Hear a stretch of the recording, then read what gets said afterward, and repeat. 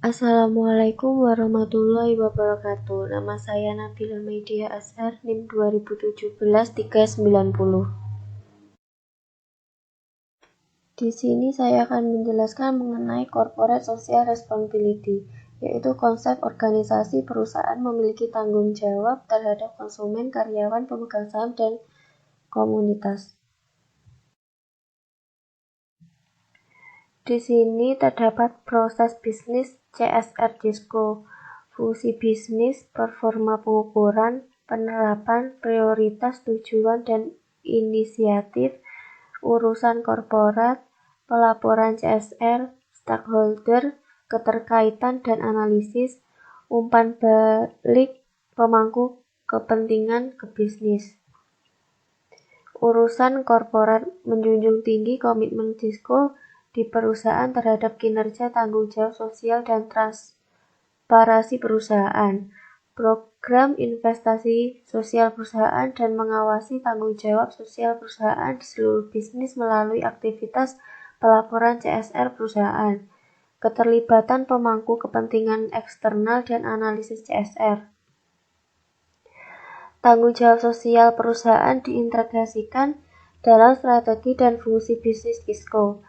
Nah, dalam bisnis pastinya akan beroperasi dalam masyarakat melalui kontrak sosial, di mana pertumbuhannya didasarkan pada penyampaian tujuan yang diinginkan secara sosial kepada masyarakat pada umumnya dan didistribusi manfaat ekonomi, sosial, ataupun politiknya.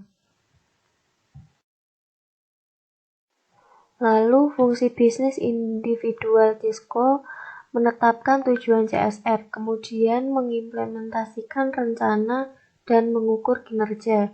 Dalam beberapa kasus tujuan atau sasaran CSR dapat dikaitkan dengan faktor kinerja dan kompensasi bagi pemilik CSR. Misalnya, kinerja pemasok sehubungan dengan kode etik merupakan pertimbangan saat menilai kinerja pemimpin rantai pemasok utama.